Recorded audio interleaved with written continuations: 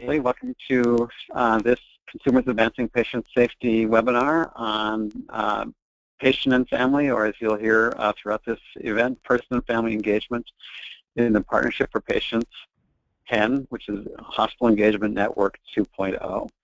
It's Friday, November 20th. We've got a great program today, and I'm really excited to get going here with just rich content. Kanisha, next slide, please. And Kanisha or Lisa, maybe I should pause before I jump into this and see if there's any housekeeping or logistics things that we need to remind our listeners of before we jump into content. Is there?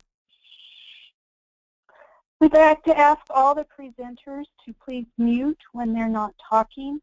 And we are having a difficult time loading handouts to this event, and the slides will be available on the CAPS website. And this is being recorded. The recording will also be available on the website. And I think that's about it. If you have a question or you want to chat, please feel free to use those options as well. Thanks, Marty. Great. Thank you, Lisa.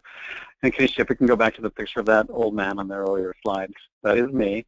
And I, just by way of background, I'm the CEO of Project Patient Care, and we are an improvement coalition here in Chicagoland that really is dedicated to bringing the voice of the patient and family into improvement work.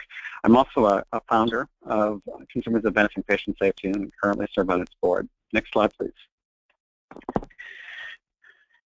Okay, so here are our learning objectives today. We're hoping that you will get, the participants in this event will come away with an understanding of the emphasis that CMS is placing on what they're now calling person and family engagement.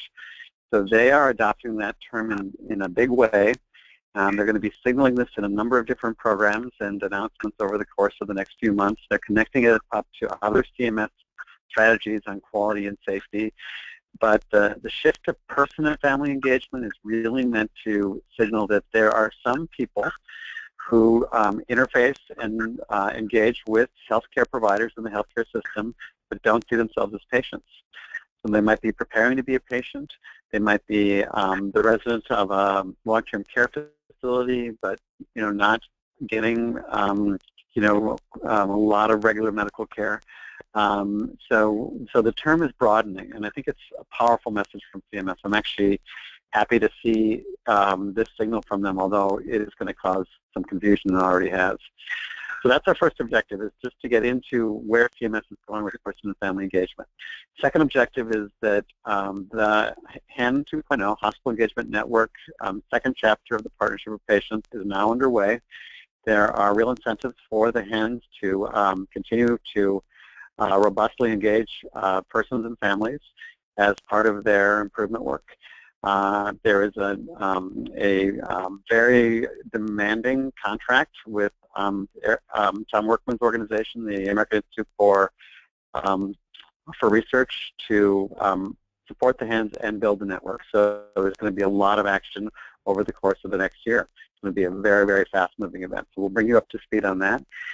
And then we do hope that you'll leave in action knowing, what the HENs are doing, what resources and initiatives the PFE contractor, that's Tom, who you'll hear from in a minute, is doing, and then how you can interact with the HENs, with the hospitals in the HENs, and with the national campaign. Next slide, please.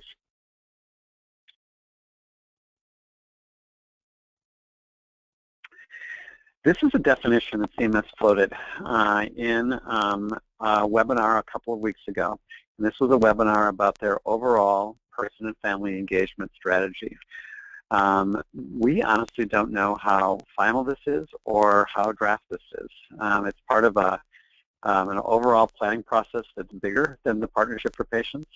And what's interesting is that we being the PFE contractor, so this is Tom's organization, actually has its own assignment to develop a definition for PFE. And I know his team has been really looking at many of the evolutionary developments in PFE. that are happening. So I'm not sure this definition is going to stick as is, if it will adjust along the way. But I think the fact that it is in flux is reflective of where we are in this movement. It's a very dynamic process in ways that I would never have anticipated 3 years ago. CMS is seeing patients, families, persons as being key partners in improvement work and in culture transformation that has to go hand in hand with the whole payment transformation, the whole Obamacare transformation that's happening in this country. So this definition is informational. Stay tuned. Watch it. If you've got any thoughts about it, I'm sure Caps would like to hear it. Tom would like to hear it. And I'm not going to read it because you can just kind of read it while I'm blathering on. Next slide, please. Okay, so now it's my my pleasure to actually officially introduce somebody I've already referenced several times, Tom, who is the lead for the new PFE contractor. And this, again, is the American Institutes for Research, AIR, an organization that has a lot of deep background in this space, and I think is just poised to be a huge contribution to this movement.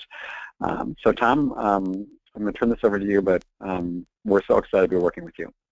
Thank you so much, Marty. I am delighted to be a part of this webinar and delighted to interact with everyone who's on. We think CAPS is such an important organization and really at the forefront of good patient and family, person and family engagement, and really especially as it's addressing quality. So we're just so delighted to be able to connect with you and be with you and let you know some of the work that's being done. A comment about that definition is the most important key word in that definition Marty just shared is the word partner. And as we've been working with conceptual models of patient and family engagement and have been testing those models with the Moore Foundation, with ARC, now with CMS, that one word is really the most critical and most important word. Part of a goal then is to make sure that we understand what partnership truly means. And as you all on the call know very, very well, oftentimes partnership gets translated into doing to rather than doing with. And really the definitions that we continue to advance, and I'm delighted that this word continues to appear in all of our definitions, is the word of true partnership. We consider true partnership to be truly that, a shared responsibility, a shared decision-making, a shared leadership in addressing that. And certainly as we think about the ways in which patients and families and the people who use and are part of the healthcare system working together to improve and design that system, that are pointing to any fingers points right back to us in terms of how we can work together to ensure that we get rid of hospital-acquired conditions that delay stays, that threaten life, and certainly that we're finding ways to discharge patients who are ready to be discharged from hospitals so that they don't have to fear returning to that hospital immediately. So I'm going to talk a little bit about what that means for this very short contract period. This next year ahead is, as Marty said, a very busy one, and lots that we're going to be doing. So you can see some of the things that we have planned for this year. And I will say, those of you who are familiar with the 1.0 effort may remember a very different model that was advanced by the PFE contractor. CMS, I think, very wisely made some changes in terms of where they wanted the focus to be on the PFE contractor's work, and so we're delighted to do that. One of the things that we're working on now, in fact, we'll be presenting it as the Quality Conference if you're able to attend in December, but then we'll be making it public in January with the final draft, is a strategic vision and a roadmap for person and family engagement. Now, what that means is that, of course, as you've seen by the number of different definitions and conceptualizations of person and family engagement, having some unifying concepts, having some principles that we can all agree upon is absolutely critical. So we've worked with the hospital engagement networks and have been interviewing and talking with them about their conceptualization so that we can come up with, and as Marty mentioned, as we've looked across the literature, much of which we've been a part of for a long time, we've been working for a strategic vision that defines, connects person and family engagement to issues of health equity, distinguishes person and family engagement from other related concepts that often become confusing, such as patient activation or even patient-centered care. And so our ability to sort of become clear about those differences, there's such critical families of concepts that as we become clear, they really enhance one another, will be part of the goal. But much more importantly, a real roadmap. How do we get there? And of course, one of the ways that we get there is with the use of patient advocates. Absolutely critical for us. Another thing we'll be doing is some very tailored technical assistance. In fact, we have staff out at several of the hospital engagement networks today visiting. We'll all be doing site visits once a quarter to meet with them, to observe, to watch as they start to develop patient and family advisory councils, to assist them in any way in implementing for across their hospitals that are being served. We're conducting learning events. We had our first yesterday on health equity with the HENs. That was exciting. And really helping them understand the implementation of the PFE metrics. And if you're unfamiliar with that, I'll be introducing that to you in just one second.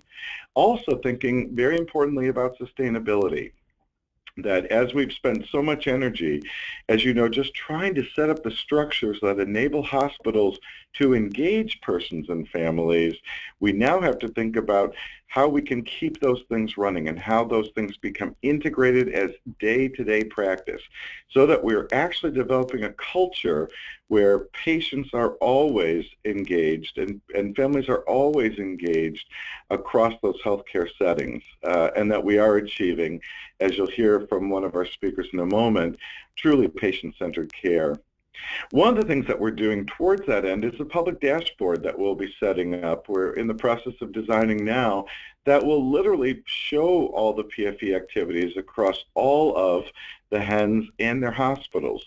So at any moment we can take a snapshot and see how many hospitals are doing bedside shift change or are doing other aspects of engagement with their patients and their families so that we can truly see how our progress is working. This is a wonderful opportunity for all of us to hold our hospitals accountable and to really be able to know at any given time how well persons and families are being engaged in the hospital setting. Next slide, please.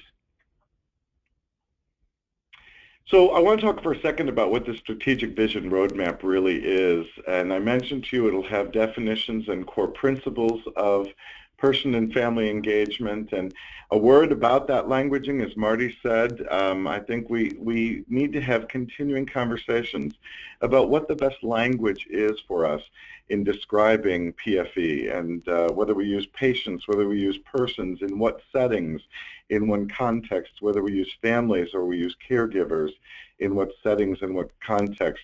Important times for us, again, to establish a culture and think about things like language. And so we are looking forward to hosting some of those conversations and discussions. The roadmap will also, again, as I mentioned, make some of these connections with some of the other issues that are important, such as health equity.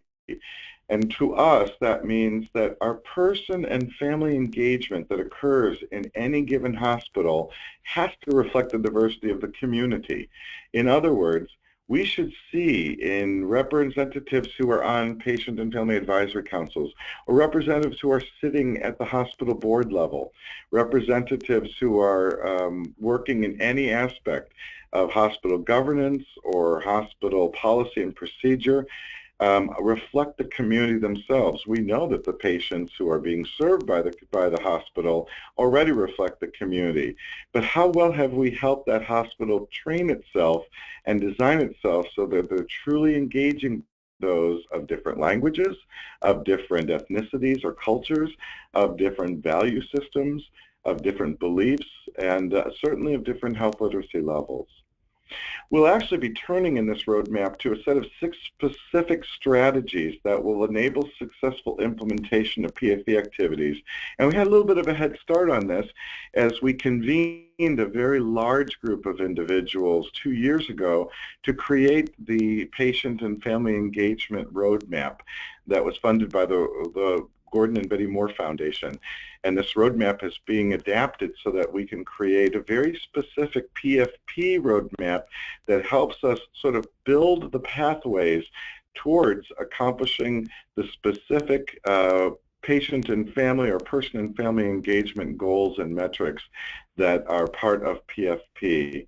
And that will include then some additional tactics. And I want to mention best practices, because now as we've gone into 2.0, as many of you know, we have some very good practices. There are some hospitals that are doing this very well. And our ability to, and HENs that are doing this very well, so our ability to pull those best practices and disseminate them across the country so that we can see that same success throughout is going to be very important. Next slide, please. So I keep mentioning these PFE metrics, and I want to talk about them, but I really like the way they're organized here because you may have heard of these before. They were part of PFP 1.0, but we often sort of think of them just as these 5 things. And I really encourage us to think, because it's so important as we're advocating for more engagement of persons and families in our healthcare systems, that we think about it across levels. And so I'm so grateful that CMS is also thinking about this across levels. Obviously, there's an awful lot for us to do at point of care. And we have 2 metrics. And let me just say, by metrics, I mean these are the 5 things that every hospital is being measured in order to show that it is incorporating person and family engagement into its operations. So 2 of the elements for point of care, certainly there are many, many more opportunities to engage patients in point of care, but 2 of those is working with patients and families to create a planning checklist at the point of admission that actually plans out discharge. That this is an interaction that occurs with patients and families the second that a patient and family arrives at a hospital, so that there is a full plan as to how long that stay should be, what the goals are going to be, those sorts of things. Again, so that the patient becomes a partner in their hospital stay. So that's one metric that we want to see all of the hospitals across the PFP 2.0 able to adopt. Do you have the infrastructure? Have you created a way in which you have this planning checklist happening with every patient in your hospital? The second, of course, is what we call a shift change huddle, or sometimes we call this bedside reporting. This means that every time we see a nursing shift change, or sometimes a medical team meeting over a patient, that occurs not in a back room or back at the nurse's station, but right at the bedside of the patient, so that the patient can actively participate in those conversations, particularly in shift change. Oftentimes the patient winds up being able to provide additional information or correct information that's shared from one nursing staff to another. So such a critical piece as well. But again, those are point of care that here we're asking, does the hospital have this put in place as a common procedure? And of course, one of the things I'll mention that patient advocates can make a tremendous difference on is helping patients learn the skills within a community to participate actively in a planning checklist and participate actively in a bedside report. On the center column, you see elements of patient and family engagement, or person and family engagement, that occurs at the policy or the protocol level. And there are 2 here that are particularly important. One is that someone at a hospital has been identified as having responsibility for patient and family engagement, or again, person and family engagement in that hospital. It might be someone who is overseeing the quality improvement work. It may be someone on staff of the hospital who is separate and just has this as a key responsibility, but someone at the hospital has taken full responsibility and accountability for being part of that activity. across the hospital. And likewise, having an active PFE committee or an advocacy committee is also an important piece. In other words, this is where we have a patient and family engagement or advisory committee that is made with patients and family members and literally is enabled to discuss key issues about policy and procedure and address those going forward. And then finally, at the governance level, having a patient representative actually serve on the hospital board or on other important critical committees is ultimately what we're after. The goal is to have our hospitals engaged in all 5 of those activities as key markers that patients and families are being fully integrated into the healthcare system. This is our goal, and this is the work that we are focused on primarily in helping our HENs and our hospitals achieve. Next slide, please. And so I just want to close with saying a few words about how important patient advocates are to this entire effort. First, I want to let you know that one of the things that we've done is, as the patient and family engagement contractor, our person and family engagement contractor, we actually have created our own advisory committee. The names that you're probably very familiar with, from Victoria Nahum and Sue Sheridan to Alicia Cole and Helen Haskell and Libby Hoy, who's on this call, and a number of others, Beverly Johnson from IPFCC, who are actively involved in patient advocacy, who will guide us to ensure that everything we're doing for the HENs truly best represents the needs of patients. We really need local advocates who can lead the way in helping persons and families take full advantage of those PFE opportunities, especially those first 2 I talked about in patient care, but in all 5 of those. So we need advocates who are able to help us in terms of onboarding and help us in terms of guiding a hospital towards how best to prepare patients and educate patients and their families so that they can actively participate once these things are put in place. And certainly we need advocates who keep pushing for patient and family engagement at their hospitals. Hopefully that dashboard and other things will help so that we can turn to a hospital and ask, why aren't these things in place for us? Why doesn't this happen in our community hospital? Finally, I just want to say, more than anything, our success stories matter, and they work much more effectively even than our protests. And we're at a stage now where we actually can start to build more and better success stories.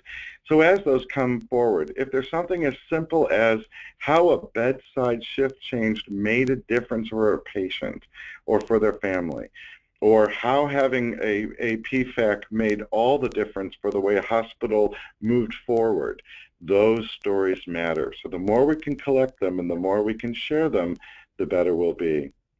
Thanks for the opportunity to speak with you today, and I really appreciate this opportunity. Thanks, Tom. We're going to move right along to our next panelist, and it's Kelly Parent, who has a background with the Institute for Patient and Family-Centered Care, but also UHC and several of the HENs. Kelly, I'm not going to spend a lot more time on the introduction. You're welcome to tell us a little bit more about yourself. We're running about 3 minutes behind, but we have some cushion at the end, so I'll give you a little warning, but we have you budgeted for about 8 minutes, and welcome, Kelly. Okay, thank you very much. So I will jump right into my portion of this talk. To give you a very quick background, I got into this world because I'm the mother of a child that was treated for cancer about 12 years ago, and she just turned 21 years old. But it is life-changing, and it got me involved on the local level at the University of Michigan Health System, and then at the national level at the Institute for Patient and Family-Centered Care. So if you can go to my first real slide, beyond the introduction. I want to center us for a quick moment, though. My role is going to be to talk to you specifically about patient and family advisory councils, or as we're moving toward the person family advisory council language. But I really think that we need to center ourselves and really remind ourselves what matters. And what matters is that we all create a culture of safety. And what matters is that we all become high reliability organizations. And I know we all know this language, and we ask ourselves these questions, and some of us can honestly answer that yes, we are open to questions. Yes, anyone on the team can stop the line without feeling repercussions of someone that may be in traditionally a higher position in the hierarchy. We are going to not blame each other. We are willing to share our mistakes and make improvements. But if you go to the next slide, this second set of questions really begins to have us ask ourselves, is that person and family part of the team? Are they part of what we're creating in this high reliability organization? And how can their engagement actually improve our safety efforts so that we create a higher quality, safer care institution? So it's asking ourselves, really, are we respecting the fact that our patients typically want to have someone present? So what do our presence policies look like? And are we really asking our patients and families what matters to them? Are we engaging them in gap analyses? Are we asking them to also contribute to reporting near misses and misses? And are we really engaging them and debriefing them when something does go wrong? So the next slide, please. The AHRQ actually, so they've had this language for quite some time, where in order to, to provide the best possible result, we need to make sure that we're doing the right thing to the right person or with the right person at the right time. The IHI has a campaign that I really love, and it's really they're changing the campaign from what's the matter, which can sometimes make someone defensive, to asking people what matters. And unless we ask people what matters, we're never going to understand what right, we're never going to be able to define what right actually means in all of these scenarios. So the next slide, please. So this is going to involve us striking a balance. The advisory councils, I'm going to spend the rest of my, few minutes here speaking about advisory councils, but I wanted to make sure that I bring up a word to you, and the word is tokenism. We don't want to start an advisory council as a token because your HEN says that you have to. We want to start advisory councils because we know it's the absolute right thing to do, and we know that it's going to result in higher quality, safer care. But we also know that the advisory council is only one way of engaging our people, and their family members. We also need to make sure that we're engaging them to come to hospital committees so that we're cross-pollinating each other, and that our leaders must also attend the advisory councils. So next slide, please. So when you ask yourself what is the purpose of the Patient Family Advisory Council, first and foremost, it's providing a safe place where people that are actually receiving care are not going to feel vulnerable speaking up. And it's also going to serve as a formal process so that we have a mechanism of capturing the voices, the views, and the experiences so that we can partner to create and deliver. So again, it's not what we're going to do to and for, it's what we're doing with the highest quality and safest care. Next slide, please. So the goals of advisory councils, they're going to help create trusting relationships with, between the communities the institution and the communities that are served. And that brings up a few moments ago that was mentioned that we need to make sure that we're serving all of our patient population and not just the people that have the confidence to step forward. So we need to find ways to bring the voice of everyone to that table and think creatively to do so. And it's serving as an advisory resource, contributing relevant information. We're not going to know, again, what's relevant unless we actually speak with the people that we serve. And it can be involved in any of these areas. And one of the most important things, too, in advisory councils, the goal is that we are honoring each other's expertise and sharing in decision-making, recognizing that I'm not ever going to try to tell a physician how to do their job, but I'm going to ask the physician to listen to what my concerns are, hear what I have to say, and together we will make the correct choice. So I would always hope that the physician and other healthcare providers would also send the same courtesy to me in recognizing the expertise that I have about myself and my loved ones. Next slide, please. So quickly, some best practices. I know I need to move back here. In these arenas of clinical services, facilities and amenities, quality and safety and research, many institutions across the country are doing some pretty fantastic things. For example, Johns Hopkins, they had one of their advisors bring to the advisory council the need for an oncology urgent care center, and this would absolutely help people that were having the more typical types of side effects from the cancer treatment, but they were very debilitating and often resulted in hospitalization. They go to a special urgent care clinic rather than going to the clinic and it bogs down the process of that already exists for, of people receiving care. This actually has resulted in reduced number of admissions and better services in all clinics involved. In Oregon, they are very strong. A bunch of organizations in Oregon are very strong at engaging the patient-family voice as quickly as possible after an adverse event occurs and making sure that that voice is part of the root cause analysis process. Children's Hospital of Philadelphia has for years engaged patients and families in research efforts lately through the Corey grants, but they were involved in this quite a bit of time before that. Stanford engaged their patients and families to design an oncology center, design and operationalize it. At the University of Michigan, there have been a number of things that we've done. A couple that stand out that I can speak personally to is that our advisors absolutely were integral in helping us to develop a process that worked for a family-activated rapid response team. Until they were involved, it was something that people were afraid of, and they really helped us do that. They helped to create welcome guides and books that helped guide families who lost a child through these processes, for speaking from person who has lost to another who has lost. Our advisors also have been involved in developing medical curriculum in our new vet school, PSCC curriculum in our new vet school programming. So next slide, and those examples can go on and on and on. So I wanted to say very quickly what patient family advisory councils are not. Number one is they're not a place to air personal grievances. So whenever we're bringing online, advisors on councils or advisors to committees, we talk with staff and we make sure that they understand that this is a process that we don't take lightly, and that we're looking for people that have certain skills and qualities to be able to contribute constructively to these councils and committees. They're not concern sessions. They're not support groups, although I have to say people do get that added bonus of being around like people, which feels really good. And they're not drop-in optional. It's not a place where you just go whenever you feel like it. You make a commitment and you stick with it. The advocacy group piece, I wanted to explain just very quickly. Sometimes we use the words advocacy and advisor interchangeably, and at our institution and at IPFCC, we are very careful recognizing that advisors are providing experiences and views and input. Advocates are often, fighting for change more on a national or international level. And the example that I have here, and this breeds a lot of frustration among our advisors. The example that I have here is, we're asking our advisors to be part of creating change at the institution based upon where laws are presently. If they want to be involved with changing laws and being an advocate to change access to mental health, they need to, more likely than not, be involved in a different type of venue. So we're going to really skip the traits of the PFAC members because this is just for your information. Those are the types of people that we're looking for. So if you can go on to the next slide.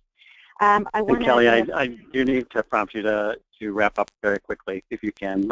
Great slides, but please go. This is the last. I think this is the last slide. So great. So overall, I think I was asked to also talk about what the advisory council could look like at a HEN level. And it really is looking at people that are providing strategic direction, serving as a resource and coach, being able to help be barrier busters, modeling these partnerships, and then holding people accountable and recognizing successes. And I think that that can round out what potential HEN role is. And I think that's my last slide. So, Kelly, that was a fantastic presentation. So much information and so many good reminders. I mean, keywords just jumping out at me: HRO, balance, tokenism, diversity. It's fantastic. So thank you so much. We're going to now, we're going to now shift to another Kelly Goodson. So if we could advance to past Libby's slides, because we're waiting a bit for Libby, I understand. That's correct, yes? Lisa, we're waiting for Libby. So we're going to go to Kelly Goodson next. Here we go. So Kelly Goodson is one of the leaders of the VHA UHC HEN. And of all of the HENs in Partnership for Patients 1.0, one of the ones that really put a lot of investment into patient and family advisory councils. So Kelly, welcome, and take it away. Great, thank you. Very glad to be here, and I'll move quickly. Our HEN, go ahead to the next slide, thank you.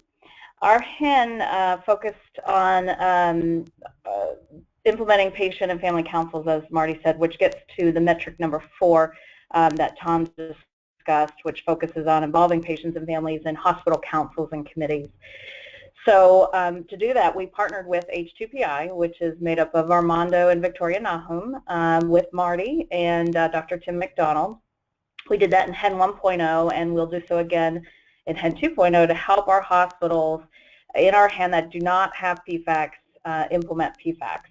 Our council structures really embody partnership by having both patients and families as council members, as well as hospital staff that may not have patient engagement as part of their job title.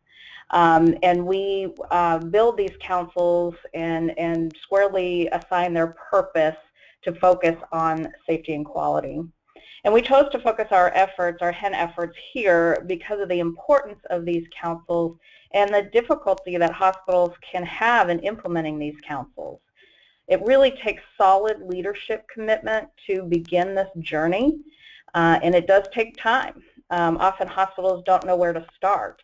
And you can see on our slide here, working with H2PI, we implement these councils through 3 phases: assessment and planning, building the council itself, including a charter, and then putting the council into action.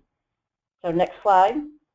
In HEN 1.0, we developed some resources for our hospitals, which we made available to all HENs and really to the public. You can see our YouTube channel address there. All these videos are on YouTube. But we worked with some of our leading hospitals in our membership that have councils. The slides just went out. There we go. Okay. You'll see on the left there we did 2 short videos that can help hospitals gain leadership support, which is key, as I mentioned, to implementing these councils. And those are about 5-6 minutes. And then we, on the right side, developed some videos that are a little longer, on 9-10 minutes, that can help the hospitals, now that if they've committed to create a council, they can kind of see a council in action, see what it looks like, what it feels like, and hear directly from hospitals that have successful councils. So next slide. So in our HEN 1.0 work, we worked with about a dozen hospitals that implemented these councils, and we're beginning to see some successes from those councils. As Tom talked about, success stories are very important here, I think. And one of our hospitals, Maine Coast Memorial Hospital, is a rural hospital in Maine. It's 64 beds. They formed their council, and you can see the quote here from Stacy, who's part of their staff that helped form the council, that this is one of the best things that they did, and having the support really helped them be successful. One of the first areas that they had the council work on was falls. They actually took their council up to a patient room and went through their falls protocol and practices. They got to touch and feel and see all of what goes into preventing a fall for one of their patients. And so the council took that back and gave some recommendations to the hospital. And because of that, they were able to decrease their fall rate immediately. So really seeing some early successes on that. I do have a written out success story, Marty, that we can share, that you've seen, that we can share with this group. So, one of the reasons we chose to really start here as well and put our focus on the councils is, we really feel like once a hospital becomes more comfortable working with patients and families, then higher levels of patient and family engagement can occur. So, these councils really sort of allow for a much deeper and more meaningful engagement throughout the hospital, and it creates a sustainable structure. So we've talked about sustainability. These councils can really create that structure. So, it can lead to other things like presenting patient stories to the board, or having patients and families on board committees or actually on the board. So that was our focus for 1.0, and we're continuing that for 2.0. I'll turn it back to you, Marty. Thanks, Kelly. And I think what we've heard here are 2 really strong presentations about once you build this infrastructure to bring the patient and family voice in, really seeing how well it can be used. on safety and quality issues. And as Kelly P., we have two Kellys here, Kelly P. mentioned also on high reliability issues. So if your organization's on a high reliability journey, you plug into that, because a lot of the high reliability literature doesn't really have very strong patient and family engagement content to it. I think it's growing, but we can help it grow. Okay, Libby, are you with us yet? Libby Hoy? I don't think Libby is with us yet. We have some good questions, though, Marty, that maybe Tom would like to help answer a few of these questions from his standpoint. I'm typing in answers, but I know that he'll be able to offer us a good perspective. What I'm working on right now is that was asked is perhaps the metrics need rewording so hospitals can answer accurately. I guess there's a concern that not everybody understands everything in exactly the same way. Yeah, I would agree with that, and I think that's a great comment. Though we probably are not able to reword because they are continued on from 1.0, what is important is that we redefine and that we allow the opportunity. Part of the reason why we're doing site visits is for that kind of clarification. What does this metric actually mean, and what is important in terms of your implementing it? It's part of what we'll be doing in the strategic vision as well, so that we have the ability to sort of make meaning and also make enough broad set of meanings so that adaptation can occur as it needs to. I'm an old fan for many years of applying really good evidence-based strategies. These are all evidence-based strategies, things we know will work and will make a difference, or that we're learning will work and make a difference, but they always have to be adapted to the local environment, and our being able to think about them individually so that we can define them that way is really important. And by the way, a really important place for patients to come into that conversation. What does that mean to a patient, and why is that important to a patient or to a family member?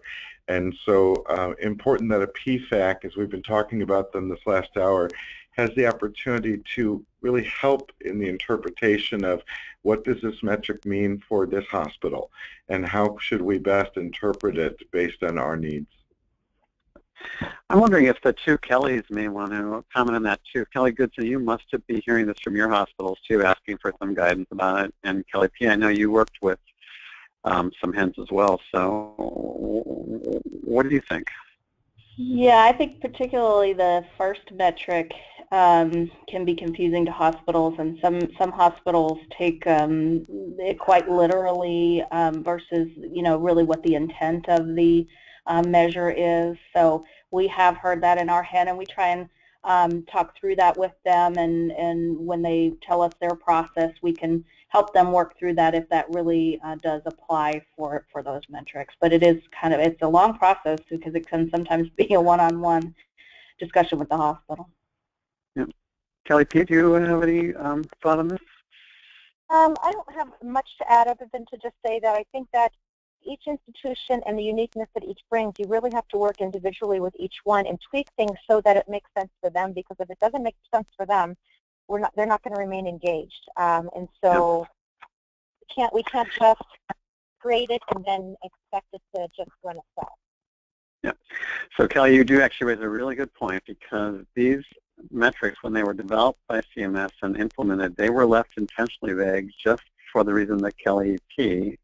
just mentioned. They wanted to see the metrics used as an engagement tool, and so they were meant to be adapted.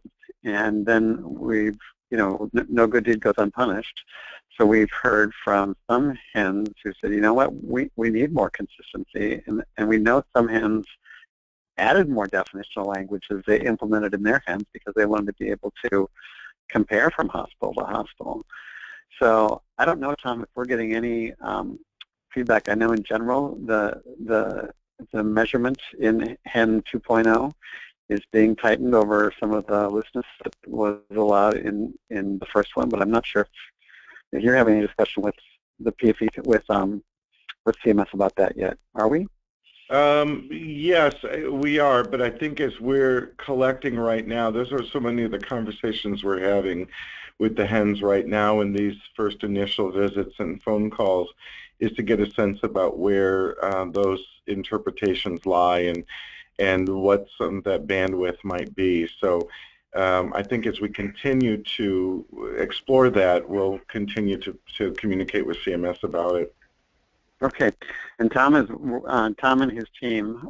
We're part of Tom's team, but other people on Tom's team are actually doing site visits to the hens. So you'll learn about how they're doing this as you do those. Okay, we're going to back up now to Libby Hoy, who's joining us. And Libby, I'm trying to think about time. I'm going to just give you well, Libby, first of all, Libby is the head of PFCC Partners in California, but her work is nationwide, and really one of the real strong contributors to PFP 1.0, as well as involved in many, many other transformation kinds of projects. So welcome, Libby. I don't know how much time you need. If you could take about, I'm going to press you a little bit at about 6 or 7 minutes, but please take it away from here. And welcome. Okay, great.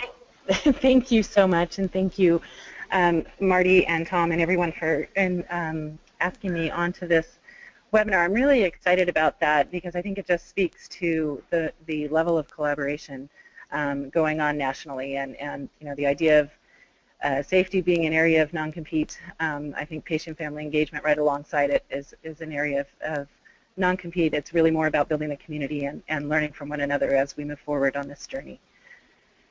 So thank you. So, you know, I really do believe that this is a very exciting point in our time to meaningfully, as patients and families, become involved in co-designing safety at the local level. I really believe that patients and families working alongside clinicians and their healthcare organizations, and again, whether that's at the community level, the state level, or nationally, I think this model of coordinated and collaboration that results in everyone informing the design of solutions with that strategy in place, and that's really, I think, what patient-family engagement is all about. It's a very active strategy for improving the safety in healthcare across the country. Next, please. I think some of the key messages that I wanted to share today from experience in working with both as a patient-family advisor for the last 20 years and with patient-family advisors through some of the organizations we've worked with. Some of what I've really learned and wanted to share really quickly today was my thought that patients and families are the most underutilized resource in the healthcare environment, and when we start tapping into that by creating structures to engage patients and families really authentically and meaningfully in improvement efforts, it excites me beyond belief to see what we will be able to create. I think patients and families bring obviously a sense of urgency and a passion for safety improvement, and really come alongside as full partners to co-design with you. I think we have to be oh, could you go back just one quick second? Thanks. I think we really need to be mindful in these efforts at all times of being very inclusive in nature. So we have some really wonderful leaders in patient-family engagement and patient-family advisors or advocacy roles, and we need to use those examples to build capacity across our healthcare systems, across vulnerable populations, and really have that inclusive environment at the community level. And then lastly, I just really want to push patient and family engagement as a verb, if you will. If patient and family centered care is the model, then patient-family engagement is sort of that verb to get us moving and activate for improvement. Next slide, please. Thanks. So I think in terms of how we get patients and families really engaged meaningfully, we give them some preparation, some understanding. You know, it doesn't have to be a deep understanding of all of the intricacies of of how the HENs work or how Partnership for Patients works, but an overview of what the aims are and who sets them and how that work gets put into practice in the engagement networks, providing resources and learning some things about data and how data is such a driver in this improvement effort, and how that gets implemented at the hospital level, at the local level. I think providing that kind of preparation and overview to the broader audience of patients and families will help to make space for a diversity to be involved in this effort. I think your voice is fading a little bit, so if you could speak directly into the phone, that would be great. Oh, I'm so sorry. So in terms of making those connections and accessing your patients and families and moving them into the roles, PFACs are a fantastic way to do that. And we often get asked sort of where do those live? And in fact, I just got asked that question 5 minutes ago. And the answer is where it best suits that particular organization. So I would want patients and families to understand that it may be in a variety of different areas of the hospital, and that as you're looking for avenues to get involved with the HEN work, you may access a variety of different personnel or staff in the hospital. And then identifying the programs. Oh, yeah, that's okay. I'll move on to the next in the interest of time. Go ahead, next slide. Thanks. Okay, you've got a few minutes left. You've got about 2 or 3 minutes left. So if you want to take some time on that slide, I think we have time for it. Okay. Let me finish this one and we'll go back to that. So, I'm constantly talking about the action-oriented nature of patient-family engagement in improvement, and it's been difficult at times for some organizations to access, and even some patient-family advisors to access, well, how are we really going to help? How is that really going to look? And so this is just sort of a depiction or example of that, while the Partnership for Patients goal might be to reduce readmissions at a hospital level, that might look like redesigning their discharge plan. And so that is an excellent opportunity. We have a hospital here, a safety net hospital here in Los Angeles, who involve their patient-family advisors, a very diverse group of community members, into co-designing the new discharge procedure so that they could meet those goals of reducing readmissions, and in fact that's exactly what they've done. So it's just an example of for both patients and families to see themselves in the process of improvement, as well as organizations to see how that might get played out. So thank you. I think part of that is really for advisors as well as the organization as a whole, identifying the programs that the hospital is pursuing to meet the goals for Partnership for Patients. So, and at that point, where are those projects and how can we integrate patients and families either directly onto those, or how can we mobilize the Patient Family Advisory Council to partner again for the outcomes in those. So okay. I apologize again for the rushed and disjointed. No, Libby, you fit right in. You're at a disadvantage because you didn't hear your co-presenters, but there was a lot of synergy across the different presentations, and so it's great. And I have to say, just a huge change from a presentation about PFACs that we would have seen 2 years ago, because there was so much more emphasis put on moving from a structure that was advising the hospital in a more general way to one that was really engaged on in improvement teams, and the whole way in which Kelly Goodson and Libby in particular, but both Kellys, emphasized the connection to leadership. And if I could just emphasize that, the strongest correlation that came out of Partnership for Patients 1.0 was that hospitals that were more likely to have strong leadership on patient safety were also more likely to be doing well on those 5 PFE metrics. There was a clear correlation that the evaluation contractor came back with right at the end of the campaign. And it underscores what Kelly Goodson said, that unless you have that leadership, you're going to struggle. So getting leadership on board is key. And you've heard about the assessment tools that people are using and the strategies people are using. But don't underestimate that as a goal, because we've heard stories of leadership saying, yes, it's a goal, and assigning it down, but not really supporting it, and those are almost doomed to struggle, if not fail. And I think the other push that we're going to see this time, because we got some interesting tantalizing data out of the first partnership for patients, is when you have leadership that's supportive, when you have patients and families robustly engaged, as we're tracking with these metrics, are the hospitals doing better at reducing hacks and readmissions? And we saw some interesting data that we can't call a correlation yet because they haven't teased out all the causal factors, but we're going to be looking for that this next year. And by we, I mean CMS is going to be looking for that, because it's going to be crucial to them having the opportunity to do more in this space after the Partnership for Patients 2.0 is over. And then the third thing is, I think we're going to see a real push, a continued push through the HENs, through the contract that the PFE contractor to really advance those metrics, to get more and more hospitals to be taking the time, as Kelly Goodson said, to build these structures and then using them.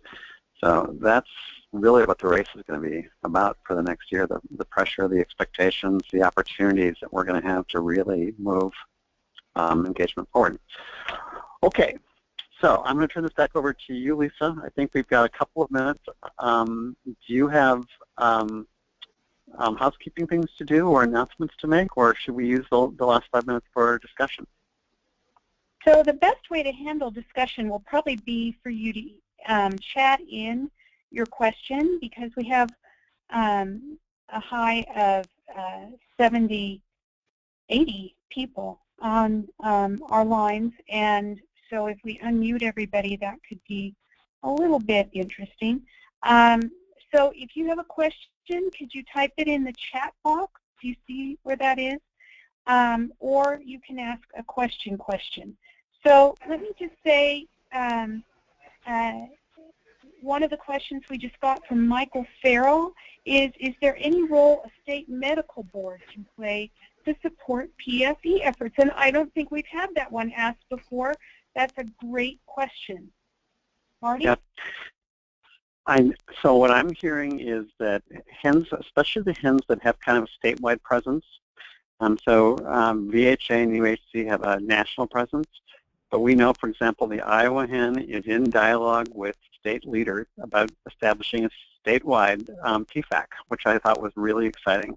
Tom Evans there, he's working primarily with the Department of Health, but he'll be working with the other leads of regulators and health policy people in the state as well. And I thought that was a really cool example.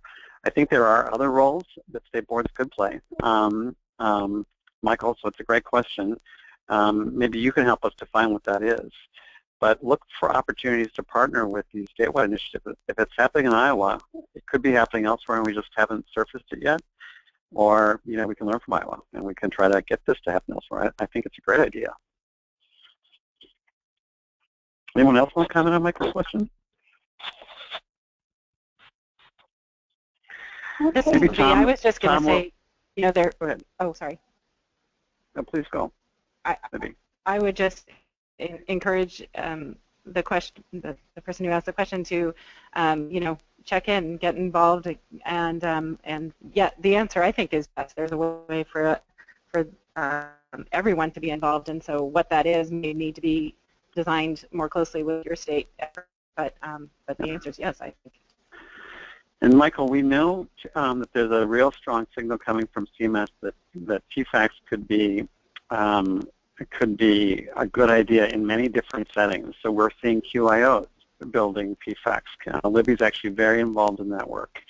We're seeing networks of QIOs build PFACs. In Minnesota, we see a commitment from the Hospital Association to have a PFAC in every hospital in the state. And so there's a kind of a groundswell of sort of using this underutilized resource in new ways, and there's no reason why state boards can't kind of use the same tool. It's an advisory board. It's not necessarily a board that has the kinds of responsibilities that boards of directors have. It should be easier to start for a state agency like a board. Do we have time for one more, Marty? Okay, let's take time, and then we'll thank our panelists and move forward. Okay. What is? So Deborah Block asked, is there a recommended application or recruiting process used to identify good patient family members to add to hospital committees, boards, etc.? We want to add a patient advocate to our board quality committee. There's a lot of tools, and those tools you can find at CAPS. You can find them at Libby's website. You can find them at HTPI. I think one of the ways in which we're hearing today that PFACs can be useful is as almost a triage place, a place for orientation to PFAC members to go on to join other committees. You know, that came through really clearly, I think, in Kelly Parent's slides, but I know it's also what BHA is doing and what Libby's group is doing. So I think a lot of innovative hospitals are seeing that PFAC as that place to do orientation, so you can be an effective member of a committee. You probably don't have to do it through a PFAC. We've heard of other situations where you know, a family that has had a significant experience or is really engaged goes through training on an RCA process, for example, or how a particular committee works. So I don't know that you have to do it through a PFAC, but PFAC is a good way to surface that kind of interest and then train it. Okay, why don't we thank people first. So Tom, Kelly, Libby, fantastic presentation. Thank you so much. Lisa, thank you for putting this together and for everyone who was involved in putting it together. And CAPS and CMS for creating these opportunities that are so exciting. Let me just quickly turn to the panelists and say, for all the panelists, if you have like a final word of advice or thanks, now's your time. Tom, why don't we start with you? I'm just incredibly grateful and for this group and for the involvement. And I can just say every opportunity is available. And I think as we partner to keep creating new opportunities and new systems, then we can continue to integrate as much as possible. So excited to work with you all. Great. Kelly Parent? Yes, I am always excited to work with people of like minds, and as we're moving forward, I love this world because there's no one's territorial about anything. Everyone's willing to share because we all want everyone to create the highest quality, safest care possible. And so I look forward to reaching out to all of you and you all reaching out to me so that we can move things forward for the betterment of everyone. Lovely, thank you. Kelly Goodson. Yes, I'm just thankful for the Partnership for Patients bringing patient and family engagement to light. It's been a long road, and it just feels like it's getting the attention it deserves, and I'm just excited to be a part of it, helping advance the patient and family engagement strategies that have been working. So thank you. Yeah. And Kelly, if I can just mention too that you've gotten very strong feedback from your hospital members too that this has been of great value to them. So I think if you're hearing that, hopefully other HENs are hearing it too. Yeah. Libby.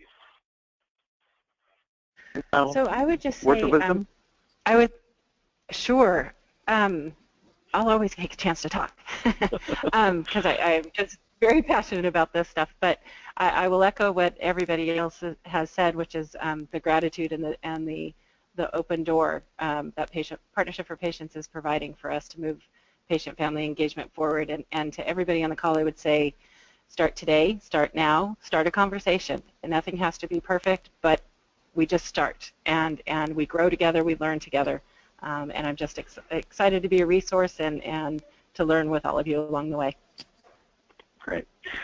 Okay, Lisa and Natasha, thank you so much for making this possible today. I know we've gone a little bit over, but it was a great event. I do want to say, Marty, as Natasha has brought up, that we want to remind people to check the CAPS website at patientsafety.org to get information about HEN 2.0 and webinars that may come up there. I know eventually there will be a community of practice that will have information, but that's not up yet. So we will be posting and also sending out information to our CAPS group about webinars and other related information for HEN 2.0. Great. Okay, I think we walked the talk of partnership today, and it was really fun, and I hope everyone has a great day and a great holiday. Goodbye. Thank you. Bye-bye. Thanks, everyone. Thank you.